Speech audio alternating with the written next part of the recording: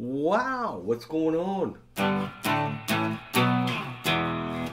I'm a full-time guitar teacher, plus I play gigs all the time. That's my deal. So what I'm doing with my students is I take them back to like white belt beginner status. And it's kind of a humbling thing. It's kind of like emptying your cup so you can receive more. Well, I got some coffee in my cup, so I'm not going to dump it over, but empty your cup, empty your mind, and receive new information. Or, I do start over every day. I try to keep a beginner's mindset, and it keeps it really refreshing and humbling to learn. So I was working with a student today that's been playing guitar since he's 11. The guy has been retired for a while. And I go, have you ever been through like a sight reading book? And he's like, what's that? So, so I took him back to like beginning guitar, page 1. And he was fascinated. In this book that I use, it's page 13. It's got like E, F, and G. First string open. First fret is F. Third fret is G. E, F, G. And it was so funny. The first line, he looked at it. He was real excited. This is what he did. It was really fun. This is what it should be. Well, he just started playing it like way fast. I'm like, oh wow, he's good.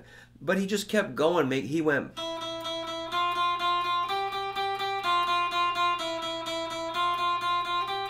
Or something. I'm like, where are you?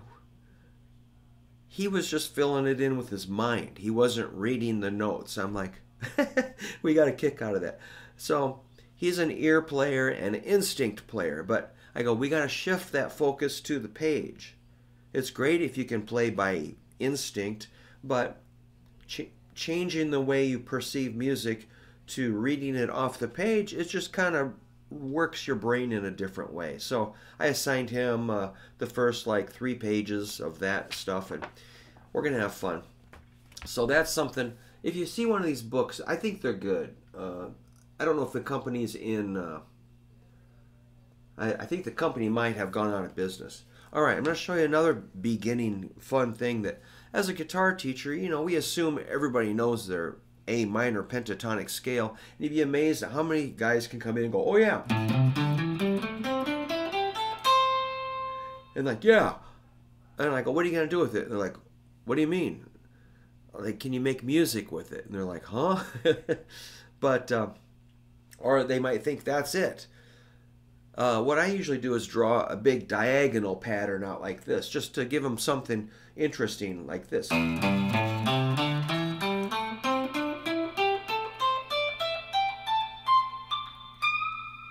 think that's pretty cool. It's pretty easy. That's a diagonal pattern. Starting on the low E, I end up on a really high E, bending. So if you need a PDF of that or want me to slow that down, I can. Or another thing I teach is the big lick, like this. And people are like, what's that, man? I've never played. What are you talking about? And they realize they've already done that in the past. It's just kind of putting it all together. That's the big lick. A, C, D, bend. And they're like, I've heard that before. I'm like, I hope so. Don't bring me down. I want you so bad, babe. I mean, man, that's in about every song. From AC/DC to Brian Setzer to Kiss to Muddy Waters and Howlin' Wolf and everything else that's cool. All right, I'll tell you another funny thing. My buddy Ian, who plays in Surf Zombies, he plays a red Jaguar. He's a wonderful guy. He repairs guitars in Des Moines, and his repair bench is right by the lesson room. And he picked this up from a guitar teacher. 5 patterns of the A minor pentatonic scale. And he showed me. He went...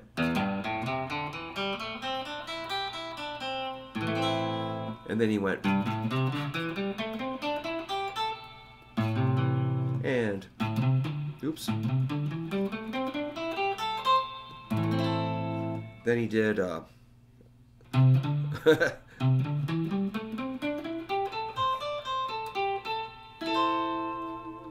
then he played, whoa, this shape is insane. What do we got here? And then it would start over. And keep going.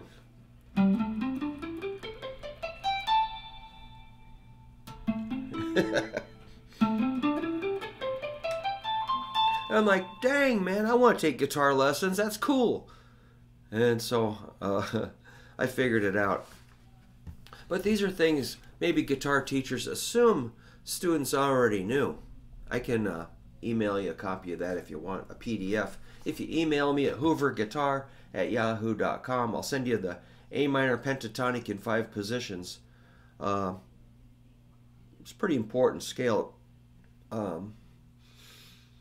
Jimmy Page is the guy you think about that used that really well. Ace Frehley, who else?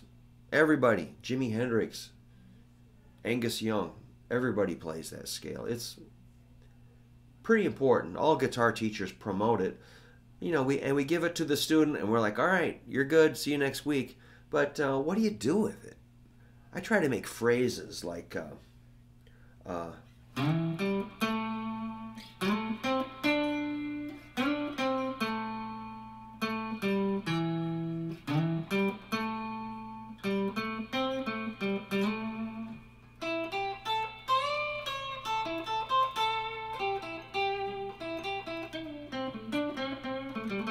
or I'll do, you know, kind of hot licks like,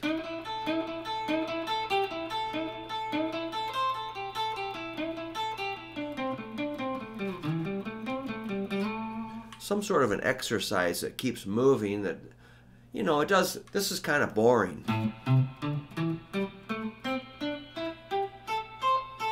That's like, how many times can you do that before you lose your mind? You have to make it kind of groovy somehow. So kind of vary it like, I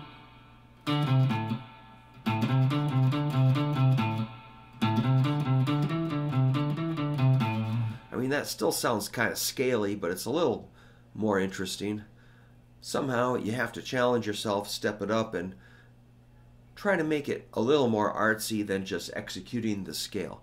But these are things, these are little issues we come across in guitar lessons. I just thought I'd give you a kind of a fun little rundown of what I see. So yeah, you know, if you can play by ear, that is great. You're never too old. It's never too late to go back and pick up some sight reading or review your basic scales and you know, open up your ears to new songs. I was reading in a guitar magazine about a song Eric Clapton did called Steppin' Out. I kind of looked it up. It's sort of like a, oops.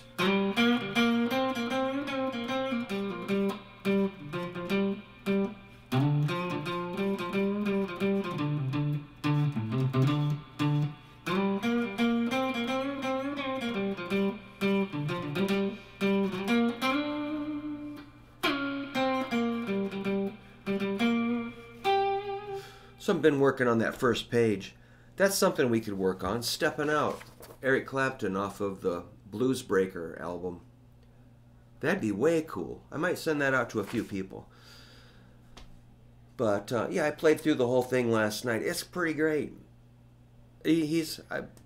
Everybody knows Eric Clapton, but you know, take some time and look up some of his licks, man. The guy was pretty creative with his phrasing.